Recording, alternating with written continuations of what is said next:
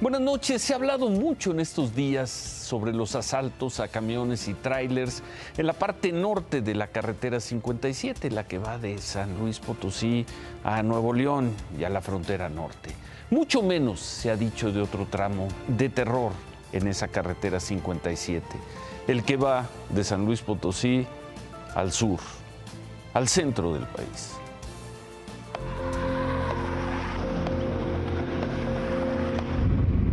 Sobre la carretera México-Querétaro, ya muy cerca del poblado de Polotitlán, el punto señalado por transportistas, por traileros, como una zona de riesgo. Apenas hace 2 días se registró el asalto en este punto carretero de un trailero, resultó herido. Las imágenes hablan por sí solas. Fue asaltado por 3 vehículos, quienes le cierran el paso y le disparan. Este es el punto que señalan los traileros como uno de los puntos de riesgo en esta carretera.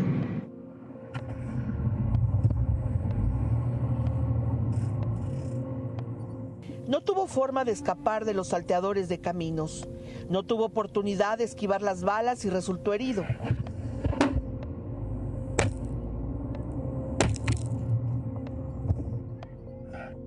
Pero hoy sus compañeros lo reportan fuera de peligro. La gran pregunta es, ¿cuántos transportistas más van a caer en manos de estos u otros delincuentes con el mismo modus operandi? Vehículos los interceptan. Por lo regular en el arco norte. Todo esto, incluso ya hay ahora, pues me imagino camiones que se han robado y son los que están ocupando para detenernos. ¿Cómo los detienen, don? Cuénteme, ¿cómo es la dinámica? Con otro camión, con otro tráiler, supongamos otro tráiler, se para delante de nosotros y se sienta y nos va deteniendo para cuando perdemos velocidad, ahí se acercan los coches y ahí nos paran, ya nos amagan. Tras eso sí se ve mucho la Guardia Nacional. De hecho en el arco norte ya se está viendo, pero pues es bien fácil que los entretengan. ¿Por qué? Porque voltean un carro adelante y ya los de atrás a esos los asaltan. O sea, tienen muchas maneras de hacerlo y de manera de entretener hasta la Guardia Nacional. Aquí estamos de este lado de la caseta de, ¿cómo se llama? De Palmillas. Aquí nuestra última parada ya. Está muy sin seguridad aquí en todo este tramo. De San Luis Potosí para acá ya es foco rojo. Ya son paradas necesarias, nada más. Pero también el arco norte es ubicado por las autoridades como un punto de escape para los delincuentes, que funciona de la siguiente manera. Una vez que lograron cometer el asalto sobre la carretera México-Querétaro, quitan el vehículo al trailero, descargan la mercancía en alguna bodega de Polotitlán y siguen su camino por todo este punto hasta llegar al arco norte, para poder abandonar el tractocamión hacia Hidalgo o hacia el Estado de México y de esta manera distraer la acción de la autoridad. No te puedes poner al tú tampoco. Es peligroso, o sea, hasta colaborando con ellos es peligroso. ¿Y las autoridades? Nunca llegan. En la noche no hay vigilancia y la que hay está para ayudar, no está.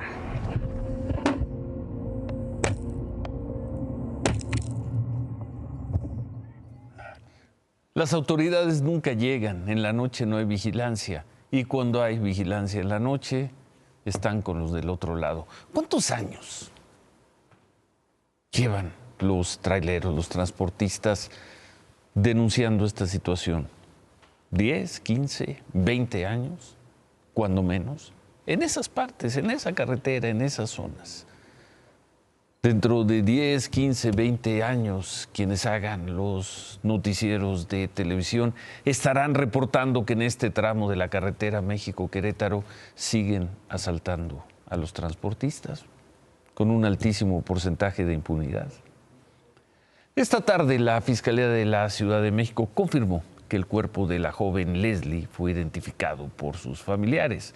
Lo hizo a través de Twitter, ahí publicó. La Fiscalía de la ciudad informa que el cuerpo localizado en el municipio de Huitzuco, de los Figueroa en Guerrero, De acuerdo al reconocimiento hecho por familiares, corresponde al de la joven Leslie. No obstante, por protocolo se llevan a cabo los exámenes de genética respectivos. La familia reconoce el cadáver. La Fiscalía de Morelos informó que sigue además con la búsqueda de Alejandro Alberto, el novio de Leslie, y señalado de la desaparición de la joven, a quien se le busca ahora también por feminicidio. La Fiscalía advirtió que podrían ir contra familiares de este joven por encubrimiento, y esta noche el cuerpo de Leslie fue entregado a sus familiares luego de que le hicieran la autopsia. Y bueno, familiares y amigos lo están velando en su casa aquí en la Ciudad de México, en Álvaro Obregón. Mañana se ofrecerá una misa de cuerpo presente y hacia el mediodía van a salir hacia el nuevo Panteón Jardín, ahí mismo en Álvaro Obregón. Ahí será enterrada esta muchacha, víctima, todo indica, de feminicidio.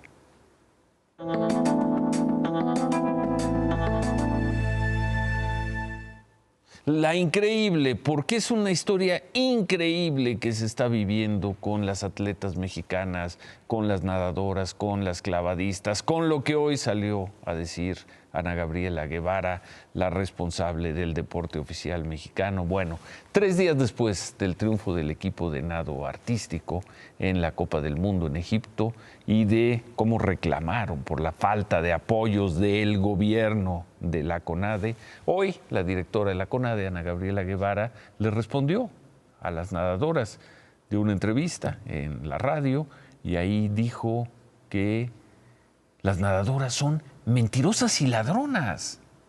Dijo que lo que pasó en esta Copa del Mundo de Egipto fue un hecho aislado y que la selección de nado artístico ha recibido 40 millones de pesos que no han justificado. Y les dijo también pues que si para financiarse tienen que vender cosas, que sigan vendiendo lo que quieran para ir a sus competencias. Dijo que vendan Tupperwares y demás.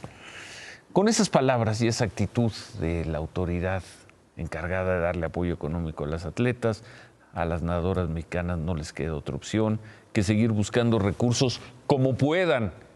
Y ahora más, ahora que la están acusando de mentirosas y de ladronas. Ayer vimos la historia de las nadadoras exitosas. Vamos a ver hoy la de las clavadistas igualmente exitosas que tienen que estar haciendo malabar y medio fuera de su actividad para conseguir los recursos y poder competir, poder representar a México.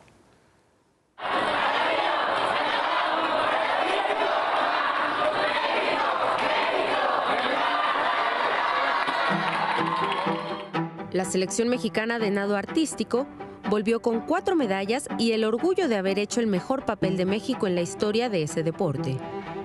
Pero conscientes de que esas 3 medallas de oro y una de bronce no garantizan que el calvario para recibir apoyo económico haya terminado. ¡Viva México! No tenemos asegurado nada, hemos estado pues en una montaña rusa desde que la CONADE quitó los recursos, y pues por un problema político que nosotros pues estamos en medio de un fuego cruzado, la verdad. La prueba de que las medallas no bastan para que los deportistas reciban el apoyo económico que merecen son las clavadistas Alejandra Orozco y Gabriela Agúndez, ganadoras del bronce en Tokio 2020. Tenemos aquí nuestras medallas, las vemos y nos motivamos y decimos queremos llegar a París, a los Juegos Olímpicos de París 2024, y soñamos con otra medalla, que queremos pelear otra medalla olímpica, pero el camino se ve un poquito borroso. Tenemos desde que inició el año nosotras sin recibir nuestras becas, nuestro entrenador sin recibir su sueldo. Claro que eso merma pues el camino, nuestra preparación. Ellas tienen asegurado su lugar en el Mundial de Japón, que se llevará a cabo a mediados de julio. Pero así como el equipo de nado sincronizado y el resto de los atletas de deportes acuáticos, no tienen recursos para viajar a representar a México en competencias internacionales y siguen buscando todas las soluciones posibles.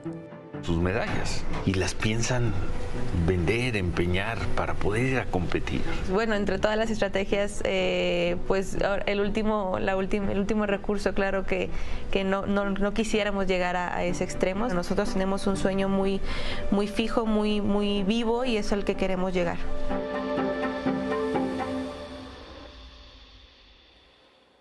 Por fortuna para ellas y por fortuna para el deporte mexicano. Y por fortuna para muchas cosas más, mientras hablábamos con estas dos exitosas medallistas olímpicas mexicanas, con Alejandra y con Gabriela, recibimos una gran cantidad de llamadas de personas y de empresas interesadas en apoyarlas. Una de las llamadas fue de Aeroméxico, ahí dijeron que las iban a apoyar. Más tarde, Aeroméxico tuiteó: bienvenidas a bordo, Alejandro Orozco y Gabriela Gúndez. Nuestro siguiente destino es el Campeonato Mundial de Natación en Japón. Para todo Grupo Aeroméxico es un orgullo acompañarlas a poner nuevamente el nombre de México en lo más alto. Aeroméxico las va a apoyar a ellas dos, al entrenador, al aficio del equipo, y seguramente van a recibir más apoyos. Y el apoyo que tendrían que recibir, que sale de los impuestos de los mexicanos, ¿quién se lo queda? ¿Para qué sirve? O es una discusión de la burocracia del deporte diciendo, como no comprueban sus gastos, que le hagan como puedan, que vendan tupperwares para ir a las Olimpiadas, para ir a los campeonatos mundiales. Vamos a regresar al tema al final del programa. Claudia Sheinbaum dice que no renunciará al cargo hasta saber el resultado de las encuestas. Pues es que voy ganando, ¿para qué renuncia? Pues es que voy ganando, ¿para qué renuncia? Estaba de buen humor el canciller y precandidato de Morena a la presidencia, Marcelo Ebrard, luego de entregar el primer pasaporte no binario, es decir, que la persona a la que se le expidió el documento no se identifica como hombre o mujer. Esto fue en la oficina de la Secretaría de Relaciones Exteriores en Naucalpan. Este pasaporte se entregó a un magistrado del Tribunal Electoral de Aguascalientes, a Jesús Ociel Baena. Bueno, en eso estaba Marcelo Ebrard. Y hablando de él, durísimo hoy el tuit que puso Porfirio Muñoz Ledo, senador, exfuncionario, muchas cosas más, y el hombre que junto con Cuauhtémoc Cárdenas rompió hace 30 y tantos años, 35 años con el PRI, porque sentían que en el PRI ya no había espacio para ellos. Hoy Porfirio Muñoz Ledo tuiteó: el senador Ricardo Monreal se insurge contra el dedazo y Marcelo Ebrard se opone a la cargada. Los dos deberían formar una corriente democrática en Morena, como nosotros la creamos en el PRI, y en su caso, un Frente Democrático Nacional aliado a otros partidos. Siguiendo de corcholatas como están, solo se degradan. Duro, muy duro, Porfirio Muñoz Ledo. Muy duro también hoy otro de los aspirantes a la candidatura presidencial del bloque Morena y sus aliados. Muy duro hoy Gerardo Fernández Noroña, muy duro incluso con el presidente López Obrador. No puede ser que el líder máximo de nuestro movimiento me trate con esa desconsideración y de esa manera incorrecta e injusta. Pero si me excluye, pues cómo va a haber un trato. Ahora sí que se quejaba del INE y excluye a un participante, pues está peor que el INE. El INE por lo menos te registraba aunque te hiciera chingaderas. Acá me quieren excluir sin que empiece la participación. No, bueno, eso no es correcto. Compañero presidente, eso no es correcto. Compañero presidente, eso no es correcto, le dice Gerardo Fernández Noroña. La jefa de gobierno de la Ciudad de México, Claudia Sheinbaum, pidió calma a los precandidatos de su partido, de su bloque. ¿Hay guerra sucia entre los presidenciables? Pues de nuestra parte no. Eso lo puedo decir, no sé si haya de otros y espero que no sea así. Yo creo que hay que aguantar un poco a que pase la elección del Estado de México y de Coahuila y después esperar a que nos llame el comité ejecutivo de nuestro partido. Hemos visto durante estos años y especialmente en los últimos días, en las últimas semanas, cosas que no imaginábamos en el Senado, con los senadores. Hoy ocurrió algo, pues que solo porque se dio ahí en el Pleno, en la sesión permanente del Congreso, uno lo puede creer. Hoy el senador de Morena, hoy presidente del Senado, Alejandro Armenta, exhibió una conversación de chat que dice, tuvo con la ministra presidenta de la Suprema Corte, Norma Piña, donde dice el señor Armenta que por la forma en que le contestó la supuesta ministra Norma Piña, dice que lo amenazó. Ver para creer. No da entrevistas, no da conferencias, no tiene redes sociales y no aparece en eventos con el presidente de la República. Pero hay quienes aseguran que amenaza.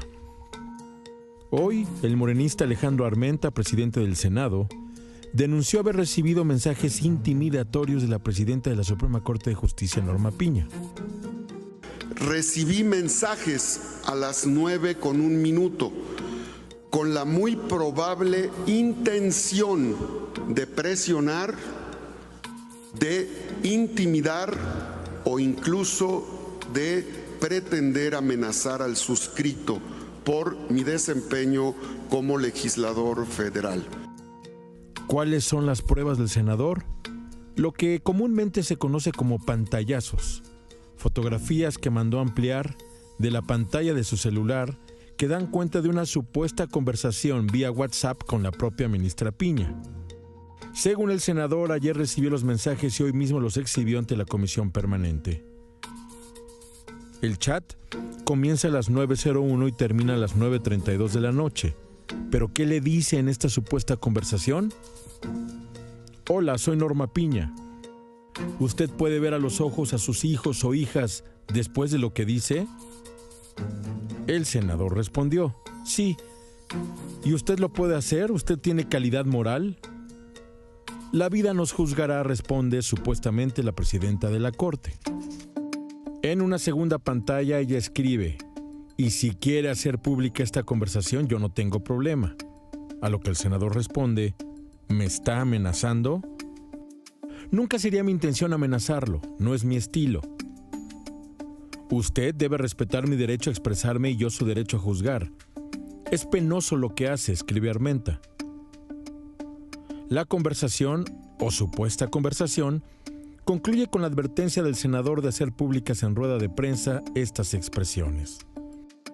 No me va a presionar ni intimidar, ministra presidenta, concluye. Sobre el supuesto intercambio, Ricardo Monreal, senador, coordinador de la bancada, desconfió de la denuncia. Yo conozco a la ministra y a pesar de que tenemos desencuentros institucionales normales, yo no le atribuyo que ella sea la que directamente esté confrontando a un miembro del legislativo. Las redes sociales fueron, como acostumbran, socarronas. El usuario Chema, por ejemplo, replicó su propia conversación con la ministra. Dice, ya no hay boletos para Luis Miguel. No podemos dejar así la violación a los derechos de las audiencias, responde supuestamente la ministra. O esta otra, en donde Carlos Piña, quien se presenta como analista de redes, reproduce una conversación supuesta con Elon Musk. ¿Qué onda? ¿Siempre vas a comprar Twitter? En esas ando. ¿Qué es esto? Es el presidente del Senado, el senador Armenta. No puede probar que esa conversación es auténticamente con Norma Piña. Y luego escucharon su fraseo, dice, con la muy probable intención. muy probable intención, pero él usa los recursos públicos, sube al Congreso para dedicarse a esto, a transmitir una información que él supone viene el teléfono de Norma Piña, como dice él, con la muy probable intención de intimidarme o de, fraseo de él, o de pretender amenazarme. Lo amenazaron o lo pretendieron amenazar. En un país con estos niveles de violencia, con estos actos de violencia, con estos crímenes, con estas amenazas reales, que el presidente del Senado haga esto. Y luego dice que lo amenazan porque dice que la ministra Norma Piña le dijo, si quiere hacer pública la conversación, hágalo. Esa sería la amenaza. Ver para creer, lo que ocurrió hoy en la sesión de la Comisión Permanente.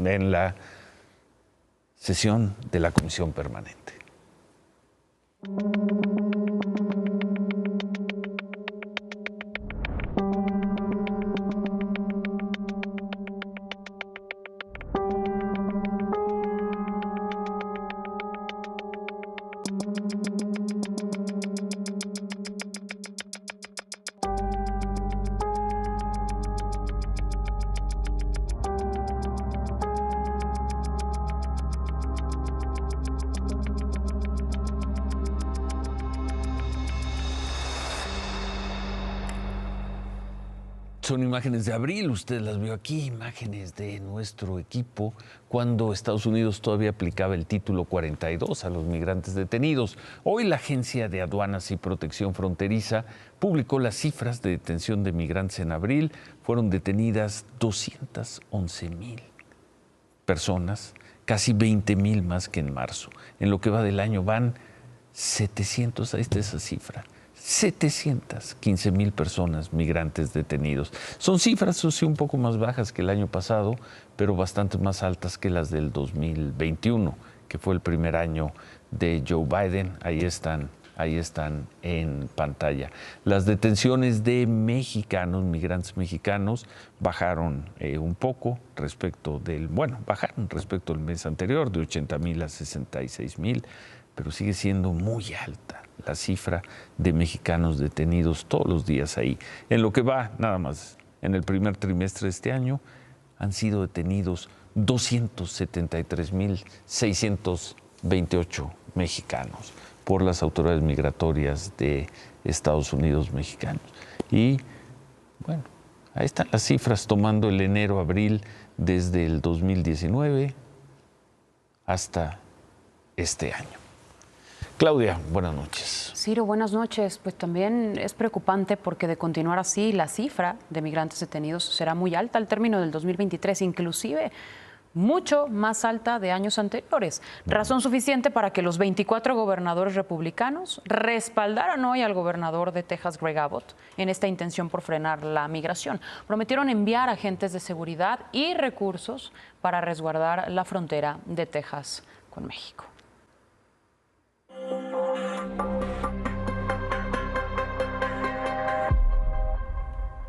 Bueno, como lo destacabas también al inicio del programa y lo destacaba Miriam en esta crónica, lo mucho que se ha hablado de la carretera federal 57 que atraviesa el centro y norte del país, tramos de esta carretera donde abiertamente, inclusive hoy lo reconoció el mismo presidente López Obrador, opera el crimen organizado. Hablábamos al inicio del programa sobre estos asaltos también a transportistas, pero no es eso lo único.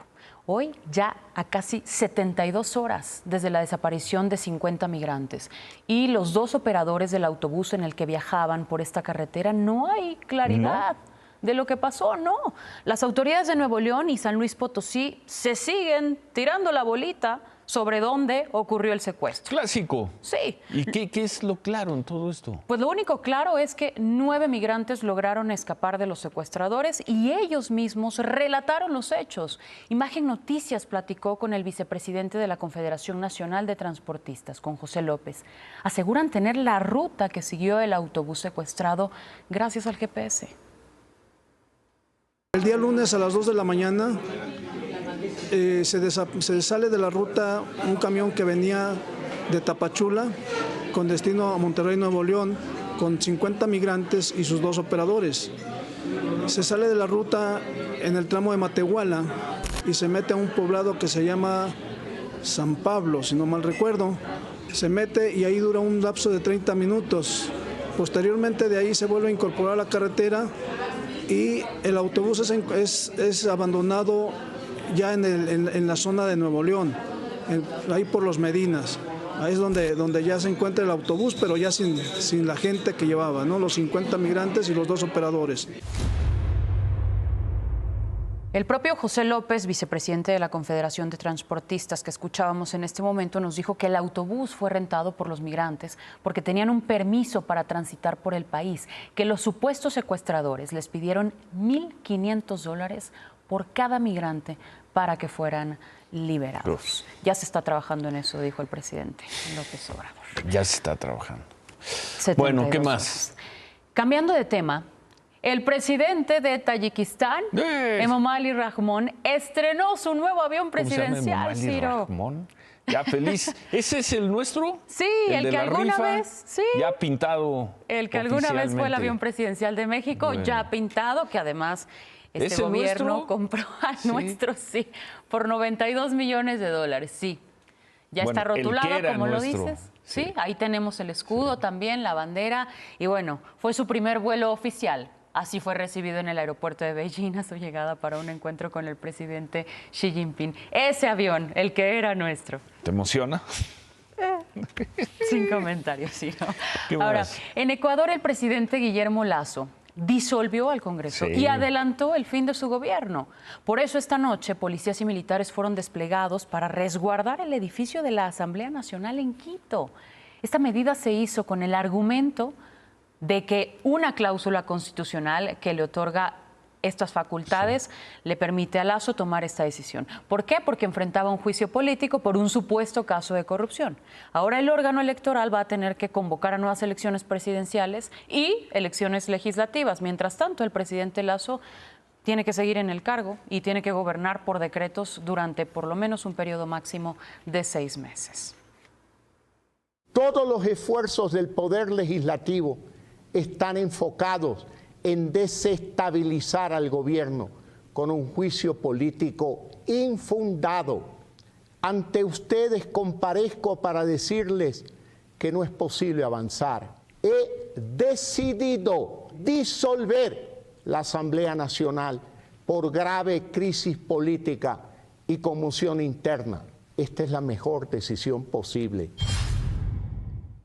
Vaya problema para el Consejo Nacional Electoral porque tiene 7 días para fijar la fecha de las próximas elecciones a las que el presidente Lasso sí se puede presentar de nuevo como la candidato. Diferencia de tomar una decisión muy controvertida, porque lo estaban juzgando por supuesta corrupción, pero hacerlo con base en su Estado de Derecho, en sus leyes, en su Constitución, y no como lo hizo el presidente de Perú en diciembre, el señor Castillo, el ex presidente de Perú. Por eso esta es otra historia. Ya está. A ver cómo le va al presidente de Ecuador. Pero por lo pronto no tuvieron hoy tanques, violencia, golpes de Estado, denuncias de golpes de Estado, en fin, no tuvieron eso. Nada más a ver cómo sale de zona. esto. Bueno, gracias, Claudia. Veremos, y no me puedo ir, Ciro. Y no me puedo ir porque un tribunal de apelaciones desechó las acusaciones penales que la Fiscalía General de la República pretendió imputar a este grupo de científicos y académicos denunciados por el CONACYT. Es decir, no había elementos para determinar que estos 3 académicos, José de Jesús Franco, Julia Tagüeña y Gabriela Dutrenit, hayan cometido estos 4 delitos relacionados con una supuesta malversación de fondos destinados al Foro Consultivo Científico. En este caso, dijo el tribunal, no hay delito que perseguir y, por tanto, así concluyen casi 3 años de acusaciones públicas e investigaciones en contra de ellos. Se cierra este capítulo y aquí termina esta historia. Gracias, Claudia. Buenas noches. Gracias. El dueño del Grupo México, Germán Larrea, se reunió, fue por segundo día consecutivo a Palacio Nacional, ayer con un grupo de empresarios, hoy solo, a hablar con el presidente López Obrador. Tuvo el mediodía, no hizo declaraciones a los medios de comunicación. Ayer el presidente dijo que le había dicho a los directivos de Citibanamex que de parte del gobierno no había ninguna inconformidad para que el comprador del banco sea Grupo México, el grupo del señor Larrea.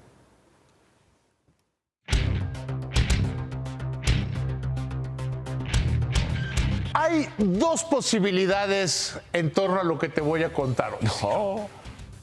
¿Qué tal? ¿Cómo estás? Buenas noches. Bien, a ver. Primera posibilidad, que el gobierno está preocupado porque está bajando la recaudación. Segunda posibilidad, que todo lo que se hizo y lo que se dijo sobre el outsourcing no haya servido para nada. Hoy salen la Secretaría de Hacienda y la del Trabajo, emiten un comunicado recordando, porque no es nada nuevo lo que dicen, recordando que es equiparable a la defraudación fiscal si un proveedor de servicios externos, lo que es el outsourcing, no está registrado. ¿Por qué salen a decirlo en este momento? ¿Por qué salen con tanto énfasis? Incluso recuerdan que defraudación fiscal es un delito grave, etcétera, etcétera, ¿Por qué lo hacen ahora? Te digo, hay dos posibilidades. Una, que todo lo que se dijo en torno al outsourcing y cómo lo habían controlado y cómo lo habían metido al orden, no es cierto. Entonces, que sigue habiendo la parte ilegal de esta práctica. Dos. Y otras que están viendo cómo aumentar la recaudación. ¿Sí? Que el dinero se comienza a acabar, entonces que están preguntándose, oye, si estamos cobrando lo debido, que de entrada está bien que cobren lo que se debe. Que de entrada el outsourcing es bueno si está registrado, si no se le roba a los trabajadores, si no se le roba a la seguridad social. Lo que llama la atención es, ¿cómo a cuenta de qué? Salen a decir, oigan, el outsourcing, no, yo creo que tienen un problema en la Secretaría del Trabajo, que Luis Alcalde, que ha hecho todo menos ser secretaria, que tiene un problema serio de que no hizo su trabajo y se están dando cuenta que no están suficientemente bien registrados y fueron a pedir ayuda a la Secretaría de Hacienda. Híjoles, bueno. Remátala, David. Ana Gabriela Guevara, ¿qué te hicieron los deportistas? ¿Por qué les tienes tanto rencor? Lo bueno es que existe la iniciativa privada. Vas, Javier. Pues tiene razón David, Ciro.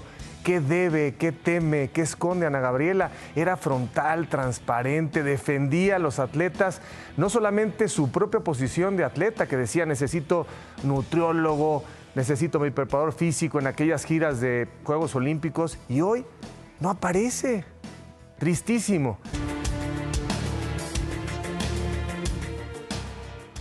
Ahora resulta que Ana Gabriela Guevara está ofendida y que las jóvenes nadadoras, las clavadistas, las del fútbol americano, el racquetball, todas mienten. Y que si quieren vender Tupperwares, pues que lo hagan. ¿De dónde sale tanta intransigencia, tanta arrogancia? Quizá de sentirse o saberse protegida, intocable. Cuánta soberbia, cuánta ineficacia, cuánta mentira oficial. Ana Gabriela Guevara, alguna vez orgullo nacional, hoy titular del deporte mexicano, que le dice a los atletas, especialmente a las atletas, que son unas mentirosas y que si quieren vender Tupperwares, que vendan Tupperwares. ¿Sí? Llegó el día en que escucharíamos eso. Y ese día fue hoy. Se quedan con ¿Qué importa? Gracias, buenas noches. Ánimo.